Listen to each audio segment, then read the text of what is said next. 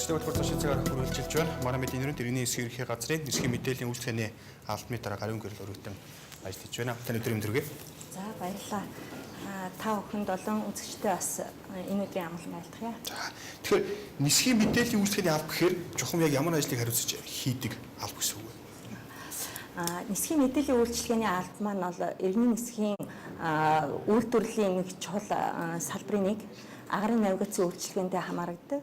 Тэгэхээр нисхийн мэдээллийн үйлчилгээний албаны үндсэн зорилго үүрэг болвол нисэх баг болон нисхийн удирдагч гэх мэт одоо нисхийн үйлдвэрлэлийн үйл ажиллагаанд оролцож байгаа энэ бүх нисхийн мэргэжлийн хүмүүсийг одоо аюулгүй ажиллагаанд чухал шаардлагатай тогтмол одоо нислэг маань өөрөө тогтмол байх юм бол одоо үйлчлэгчдийн одоо шаардлагыг хангаж гэнэ гэсэн үг тийм энэ тогтмол байхад холбогдолтой мөн нислэг үр ашигтай байхад холбоотой энэ мэдээллүүдийг бэлтгэн одоо нисхийн өмнө нисэх багт хүргэдэг. Мэдээллүүд дотор чинь ямар мэдээллүүд байх вэ? Нисхийн мэдээллүүд маань одоо би энгийн үг яриагаар хэлээ да тийм.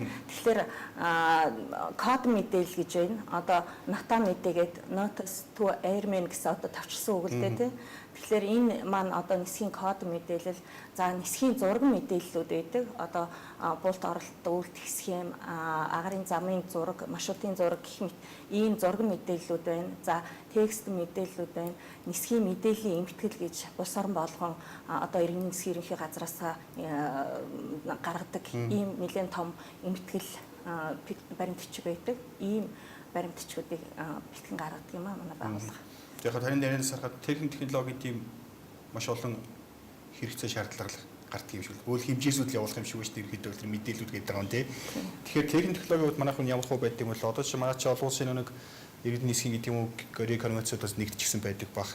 Тийм учраас өмнө бас тодорхой хэмжээний хариуцлага хүлээдэг бахыг техник технологийн хувьд манайх ямар хэмжээд байдаг юм бол иргэний нисхийн ерөнхий газар сүүлийн жилүүдэд бол нэлээд их хөрөнгө оруулалтыг одоо техник технологи шинжлэхэд зориулсан хөрөнгө оруулалтыг иргэний нисхийн ерөнхий газраас ч гэсэн Монгол Улсын засгийн газраас ч гэсэн нэлээд авч хэрэгжүүлж байгаа л да. Энэ маань бас юутай холбоотой байдг вэ гэхээр иргэний нисхийн олон улсын иргэний нисхийн байгууллага, за тэгээд олон улсын агарын тээвэрлэгчдийн холбоо ЯАТА, ИКАО гэдэг энэ байгууллагууд маань өөрсдөө одоо иргэний нисхийн салбарын стандартыг тогтоож өгдөг. Тэгээд энэ шаардлагуудыг бол одоо биелүүлэх ёстой, заавалчгүй биелүүлэх ёстой гэсэн шаардлагуудыг мөн зөвлөмжүүдийг гаргаж өгдөг. Тэгэхээр бид нэр болвол одоо энэ иргэний нисхийн олон улсын байгууллагын бүрэн эрхт гишүүнийхээ хувьд мөн одоо Чикаgoгийн конвенц гэж энэ конвенцэд нэгдэж орсны хувьд одоо энэ шаардлагуудыг биелүүлэх юм ёстой байдаг. Үйл ажиллагаанаас чанарын удирдлагын тогтолцоог нэвтрүүлж байгаа гэсэн юм мэдээлэл надад байгаа. Зөвхөн чанарын удирдлагын тогтолцоолтой чухам юу хэлээд байгаа юм бол үр дүн нь ямар хөө байдаг? Манай байгууллага би түрүү хэлсэн иргэний нисхийн салбарын үйлдвэрлэлийн чухал нэг жимаага. Ер нь иргэний нисхийн ерөнхий газрын хэмжээнд одоогийн байдлаар 7 байгууллага чанарын удирдлагын тогтолцоо одоо MNS ISO гэдэг гэрчлэгийг гардаа аваад байгаа. Яг нисхийн мэдээллийн үйлчилгээний байгууллагын хувьд 2008 оноос энэ тогтолцоог үйл ажиллагаанд хэрэгжүүлж эхэлье гэдэг ийм зорилго тавиад ажиллаад 2009 оны 12 дугаар сард энэ гэрчлэгийг гардаа авсан байгаа. Тэгээд энэ гэрчлэгийг гардаж авахдаа бид нэр бол ямар зорилго тавьж ирсэн гэхээр одоо ер нь бол нэг байгууллагын одоо цол чимэг ч юм уу энийг нэмэх биш үйл ажиллагаагаа сайжруулах юмсан энэ маань эргээд бидний ажилд ашигтай үр дүнтэй байгаасаа гэдэг үүднээс авсан байгаа. Тэгээд энэ чанарын удирдлагын тогтолцоог хэрэгжүүлэх явцдаа бид нэр шийтгэлгүй мэдээллийн систем гэдэг энэ системийг байгууллага дээр нэвтрүүлсэн. За энэ маань бол бас нэлээд тийм үр дүнтэй зүйл болсон л да. Одоо үйлдвэрлэлийн үйл ажиллагаан дээр гардаг одоо том жижиг янз бүрийн зөрчил дутагдлуудыг урд нь одоо нуудаг ийм байсан. Гэхдээ энийг бол мэдээж хэрэг тодорхой арга механизмаар бол хэрэгжүүлэх ёстой те тэрнээс зөрчил дутагдал болгоно одоо шийдэхгүй байна гэх юм бол тэр бас өрөөсгөл хэрэг болно те. Гэхдээ бид нэр одоо тэрийг дотор нь ангилаад тий одоо жижиг хэмжээний зөрчил дутагдлуудыг бол шийтгэлгүй байлгаснаар одоо нөгөө гардаг эрсдлүүд нөгөө үйл тохирлууд маань одоо ил гарч тий тэгээд ил гарч тэр маань бүртгэгдэж баримтжуулагдаж ингэж явснараа бид нар тэрэн дээрээ дүн шинжилгээ хийгээд тэ дараа нь эргээд тэр маань бүртгэгдснээрээ бид нэр мөшгөх боломжтой болж байгаа нь тий тэгээ ингэж мөшгөөд бүртгээд ингээд илрээд ирснээрээ бид нар тэрэн дээрээ юунаас болоод байна яагаад энэ гэдэг арга замаа мэдж олох тий тэгээ цаашаага одоо сэргийлэх залруулах арга хэмжээгээ авч хэрэгжүүлэх энэ ажилд маань түүнийгээ төлөвлөх энэ ажилд маань нэлээд тус төхөмтэй ийм болсон л доо. Энэ утгаараа бол нөгөө аюулгүй ажиллагаанд бол энэ маань одоо цоо шин ажил болж байгаа гэсэн үг. Ер нь л нисхийн салбарын гол асуудал мэдээж аюулгүй ажиллагаа хамгийн чухал тооцдог. Яг танаартай холбоотойгоор өнөөдөр хийхэд төлөвлөж байгаа ажлууд нь юу байдгийг бол бас хүндрэлтэй асуудал нь юу байдгийг бол. Бид нар ер нь бол иргэний нисхийн аюулгүй байдал, аюулгүй ажиллагааны нэг чухал хүчин зүйл нь бол эрх зүйн тогтолцоог одоо зөв бүрдүүлэх гэж үздэг. Хамгийн түрүүнд эрх зүйн орчин зүг байх хэрэгтэй. Тэгэхээр иргэний нисхийн салбарын хувьд бол одоо Монгол улсын тухай иргэний нисхийн тухай Монгол улсын хуулийн шинжилсэн найруулга явагдаж байна. Энэ дээр манай байгууллагууд мэргэжлийн хүмүүс одоо багт нь ороод ажиллаад өөрсдийнхөө одоо тэнд оруулах ёстой томьёоллуудыг саналуудаа оруулаад тусгаад өгж байгаа. За мөн энэ эрх зүйн орчны энэ тогтолцоонд байгууллага болгон мэрэгчлэн болгон хувь хүн болгон өөрсдийнхөө хувь нэмрийг оруулах ёстой тий. Тийм учраас манай байгууллага бол одоо өнгөрсөн 2013 онд өөрийнхөө одоо үйл ажиллагаатай холбоотой иргэний нисхийн дүрм 175 гээд нисхийн мэдээллийн үйлчилгээний байгууллага түүнийг эрчилгээжүүлдэг гэсэн энэ дүрмийн шинжилэн боловсрууллаа. Энэ маань юу гэхээр бас олон улсын иргэний нисхийн байгууллага ИКАО-гийн хавсралт 15 гэдэгт одоо бас зохих хэмжээний ер нь дэлхий дээр одоо нисхийн иргэний нисхийн салбарт маш их шинэ техник технологиуд орж хөгжижэдэгтэй холбоотой маш их өөрчлөлтүүд орж идэг.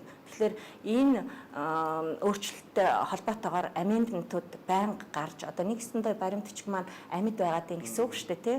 Одоо тухайн одоо үйлдвэрлэлийнхаа үйл явц одоо практик амьдралтайгаа холбогдож өөрчлөлтүүд ордог. Тэрийг тусгаж өгөөд одоо иргэний нисхийн дүрм 175 шинээр шинжилэн боловсруулад юундээ холбогдох одоо байгууллагуудад батлуулах гэдэг өгсөн байгаа. За манай үйлчилгээний бас нэг чухал хэсэг бол нислэгийн журам зохиох үйлчилгээ гэж байдаг. Нислэгийн журам зохиох үйлчилгээ гэдэг маань одоо юу вэ гэхээр одоо нисгэгч, нислэгийн удирдагч, нисгэгчид тухайлбал одоо та энэ замаар ингэж нисэх ёстой гэдэг энэ одоо тооцоол хийгээд зургийн зурж өгдөг одоо ийм их хариуцлагатай ажилтаа тий бас нислэгийн удирдагч та одоо онгоцыг энэ замаар ийм аргачлалаар ингэж удирдараа гэдэг тэр тооцоол зургийн аргачлалыг гаргаж өгдөг ийм юу юм.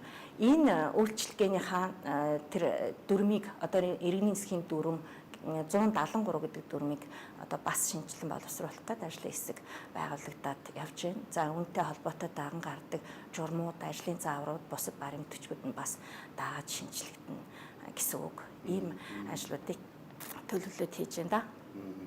Хөдөлთა асуудал ерөнхийдөө их зүйн орчин удаа техник технологи талаас нь ямар хөө гэдэг юм бол одоо жишээ нь яалтчил дандаа хөгжөөд байгаа салбар шүү дээ. Техник технологиос бол манай Монголын иргэний нисхийн салбар ер нь бол хоцроогүй явж байгаа. Тухайлбал манай нисхийн мэдээллийн үйлчилгээнд дэр гэх юм бол бид нэр 2006 оноос эхлээд нисхийн мэдээллийн үйлчилгээнд одоо автомат системийг суйрлуулж томилж ашиглахаар Германы Avitec компанитай хамтран ажиллаад тэгээд өнгөрсөн 2013 онд бид нэр нислэгийн зургийн автомат системийг суйрлуулад дуусгасан. Одоо үйлдвэрлэлийн үйл ажиллагаанд нэвтрүүлэхэд бэлэн болоод байгаа. За энэ технологиг бол хэрэгжүүлээд байна. Ер нь урд нь бол одоо Евроконтрол гэдэг Европын холбооны улсууд нийлж энэ системийг нэвтрүүлсэн одоо үйл ажиллагаанд мөрж байна. Арабын энэ ойролт орнотын орнуудаас Арабын Бахрейн, Сауди Араб гэсэн ийм хоёр орн бас авч нэвтрүүлсэн байдгийн. Гэхдээ одоо хүртэл өөрсдөө одоо засвар үйлчилгээ тэрийг одоо авч явах үйл ажиллагаагаа өөрсдөө менежмент хийж одоохондоо хараахан чадаагүй байна л да. Гэтэл манай одоо нисхийн мэдээллийн үйлчилгээний албаны мэрэгчлэтнүүд инженерүүд бол өнөөдрийн байдлаар энийгээ бүрэн одоо эзэмшсэн өөрсдөө авч чадах ийм хэмжээнд хүрээд байна. Тэгээ энэ ингэснээрээ бид нар одоо яг энэ чиглэлээрээ бол Аз намхан талаан бүстэй тэргүүлэгчтэй игнээд одоо албан ёсоор ороод ингээд явж байгаа. Тэгэхээр энэ бол бас манай мэдээллийн үйлчилгээний ажилтнуудын инженерүүдийн маань одоо бас чадвар хэр зэрэг байгааг илэрхийлэл тэр тусмаа иргэний нисхийн салбарын инженерүүд болвол бас олон улсын түвшинд үнэлэгдэх болсон гэдгийг бас нэг илрэл гэж бодож байна. За мөн сая өнгөрсөн 3 дугаар сард гэхэд манай байгууллагын 3 мэрэгчлэлтэн Малайз улсын иргэний нисхийн салбарт очиж аудит аудитын одоо шалгалт хийгээд ирлээ. Тэгээ одоо аудитын шалгалтын дүгнэлтийг гаргаад зөвлөмж бичээд одоо 4 сарын 18-нд хамгийн эцсийн байдлаар гараад хөрвүүлэх ёстой. За хойд Солонгос өнгөрсөн 13 оны 1-р сард бид нэр хойд Солонгос, Тайланд, Малайз зэрэг орнуудын мэрэгчлэтнүүдэд одоо нисхийн мэдээллийн үйлчилгээний үндсэн сургалтыг зохион байгуулсан. За өнгөрсөн 14 оны өнгөрсөн 1-р сард гүнзгийр үлсэн нөгөө агшин шатны сургалтын яалаа. Тэгээ урд нь бол нисхийн одоо мэрэгчлэтнүүд маань гадаадд очиж мэрэгжлээ дэвшлүүлдэг гадаадын хүмүүсээс суралцдаг байсан бол одоо бид нэр эргээд одоо гадаадын хүмүүст зөвлөдөг, гадаадын хүмүүст багшилдаг, одоо үйл ажиллагаагийн шалгадаг, дүгнэлт зөвлөмж гаргадаг ийм хэмжээнд манай иргэний нисхийн салбарын мэрэгчлэтнүүд бас хүрж байгааг бас хэлхэн зүг бахаа гэж бодож байна.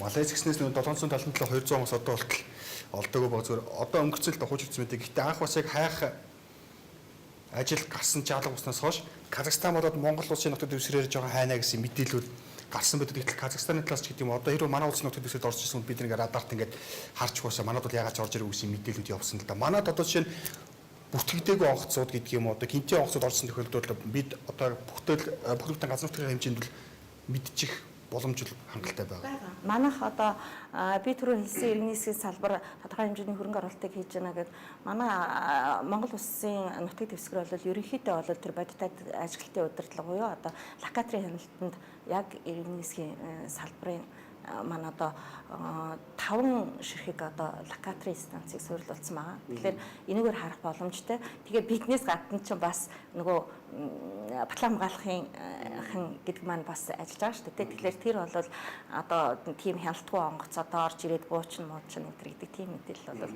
байхгүй л дээ.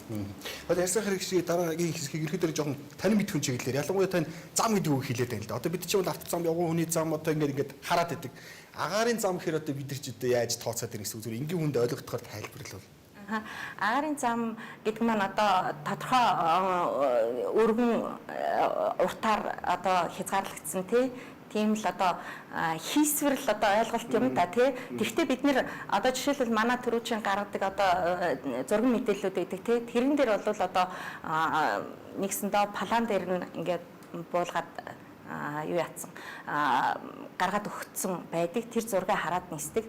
Тэрэн дээр аарын хөлөг нисгтээ яадгүй гэхээр одоо гараад тодорхой өндөр аваад агарын замдаа орлоо. Нэг тодорхой цэг дээр очиод агарын замдаа орлоо гэхэд одоо жишээлбэл тэдэн градусаар тэдэн 1000 метрийн өндөрт ниснэ гэд онгоцныхоо хэрэглэлийг тохируулаад тэгэл тэр хэрэглэл маань одоо заагаад чиглүүлээд онгоцон дотор байгаа хэрэглэл тэр газарт байж байгаа станц 2 маань хоршиж ажиллаж байгаа. Тэгээд тэр замын заагаа чиглүүлээд ингээд нисгэл тийм гэсэн үг. Тэгэхээр одоо хараагүй хэлэх юм да. Тавхны яг зүйлч үйлчлэгээд бол одоо шинийг онгоц газраас хөөрөөд ямар өндөрт явах уу, ямар хурдтай явах уу гэдгийг л энэ чинь нисгээс өмнө тухайн одоо онгоцны нисгчид л мэдээлүүдийг өгчөж байгаа л гэсэн үг үү? Мэдээлж. Одоо нисгийн журам зохиох үйлчилгээ гэж яриад байна шүү дээ, тий. Энэ журам зохиох үйлчилгээ ер нь бол нисгийн хамгийн одоо эрсдэлтэй гэх юм уу, хамгийн одоо анхаарал татсан тийм юу болвол нисгийн үе шат бол одоо буултын оролт үлдэх гэж манай мэрэгжлийн хэллэгээр тэгж ярьдаг. Тэр шат байдаг.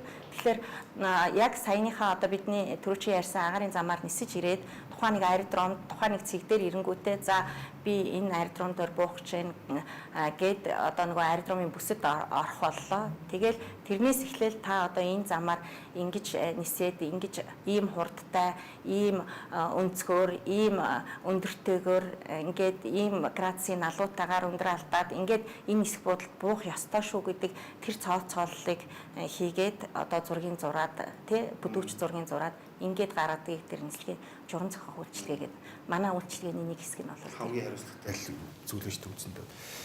Гадаадын одоо манай төлөв хэд хэдэн олон улсын нислэгүүд байгаа. Зүгээр яг гадаадын том одоо компаниуд Европын зүгээс гэдэг юм ирээд буухлаар манай одоо аэродромч стандарт нийслэгч гэдэг юм энэ зүгээр иргэдийн хоорондын тийм мэдээлүүд яваад байдаг. Энэ хэрэг бодтой гэвэл гадаадын том онгоцууд буучихаар танаад талбай тийм байна. Одоо урт найраа боорхон байна ч гэдэг юм тийм үзүү яригадаад байдаг л та.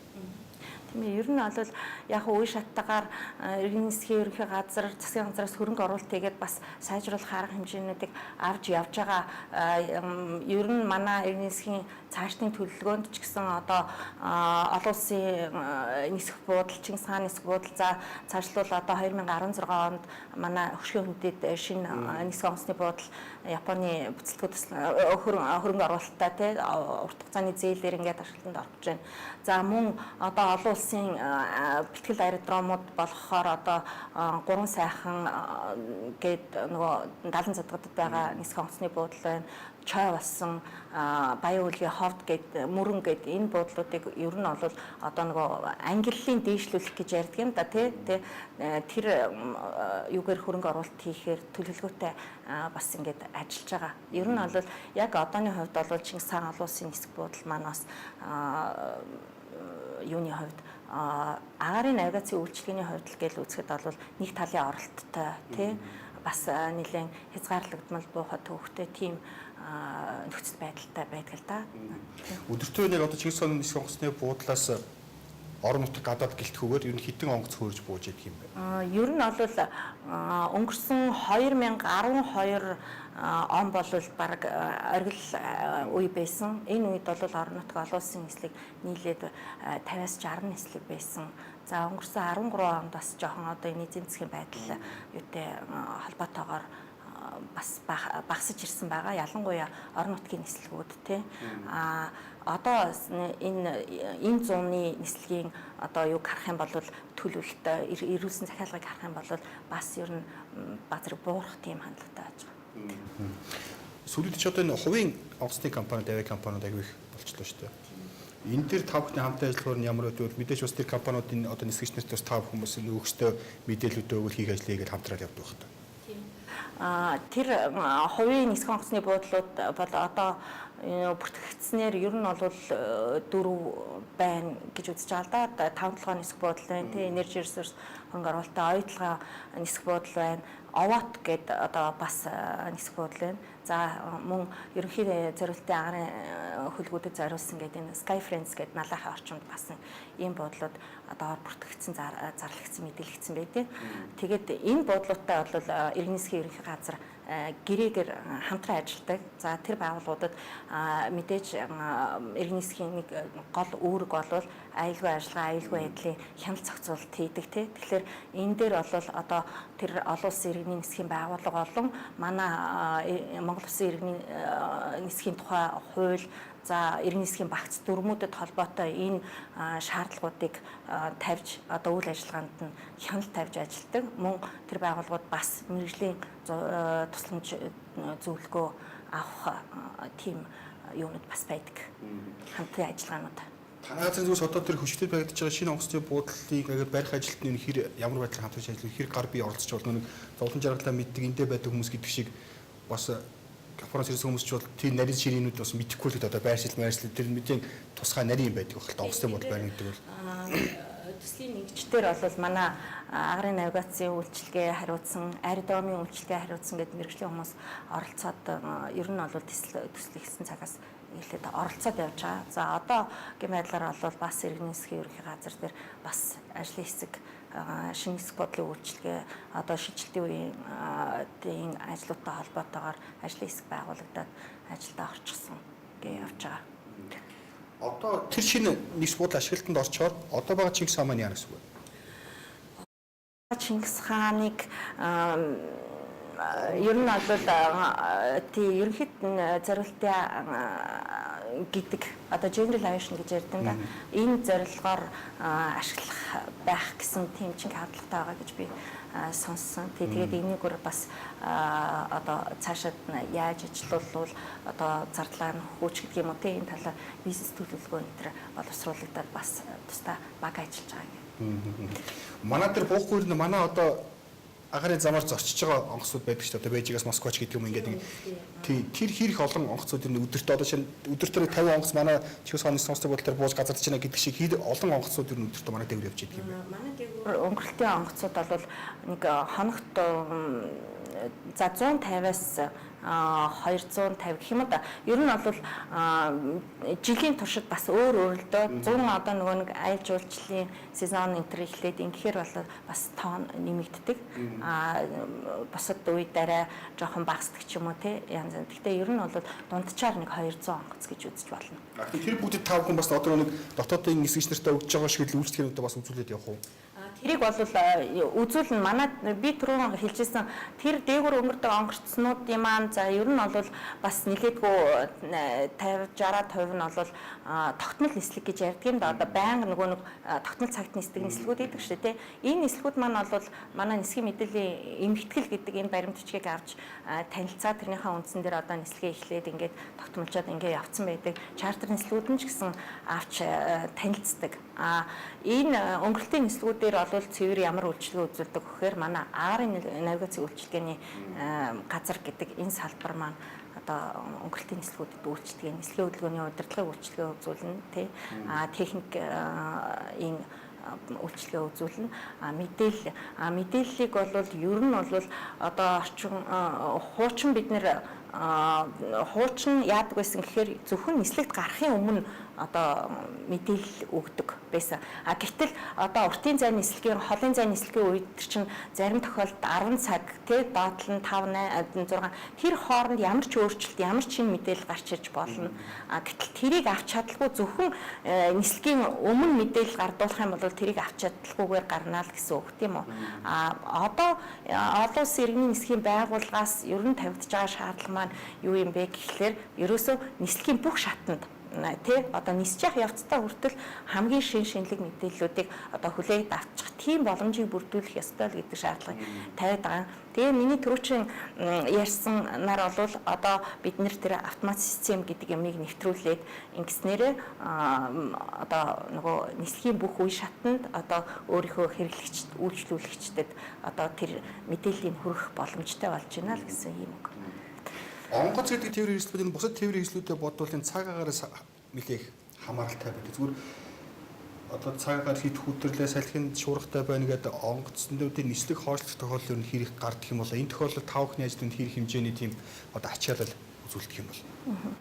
Тий, ер нь бол агарын тээвэр гэдэг маань өөрөө ерөөсөө цаг агаартай салшгүй уялдаа холбоотой ийм юм л да. Тэгээд яг уу ер нь бол сүүлийн үед одоо орчин үед энэ олон улсын хөгжсөн газруудын аэродромуудад энэ төр бол техник технологи тоноглолоо энэ төр сайжруулад одоо явж ийн л да. Бид ч гэсэн бас тэр зүгт явж байгаа. Тэгвэл ер нь ямар ч тохиолдолд бол агарын хөлөг одоо түүний нислэг маань ерөөсөө цаг агаартай зайлшгүй холбоотой. Тэрнээс олж саадах тохиолдол зөндөө гардаг. Та нар одоо мэдж байгаа тэр Японд одоо тайфун боллоо л гээл тий. Тэрэнд бол ямар ч арга байхгүй. Одоо яалтчгүй ялангуяа одоо энэ хаврын улирал, намрын улиралд нэг өдөрт одоо нэг хүүтэн биш, дулаан биш энэ үед бол мөсөлт гэж бас нэг юу энэ бол яалтчгүй цаг агаартай холбоотой мөсөлт яадаг вэ гэхээр ингээл газарт байж байхдаа одоо онгоц маань нойтон тий нэг бороонд ингээ хөлрөө тэгэл өндөрт гарахаар нөгөө температур буурна тий. Тэгэхээр одоо нөгөөх маань онгоцны гадаргуу дээгүүр мөс болж хуурдаг. Тэр нь нөгөө онгоцны механизмцууд нөгөө эд ангиудад ингээд гацаах янз бүрийн нөлөөлөл үзүүлж эхэлдэг. Гэх мэтлэн ер нь бол арын тээврийн бизнес цаг агаартай бол салшгүй холбоотой л доо.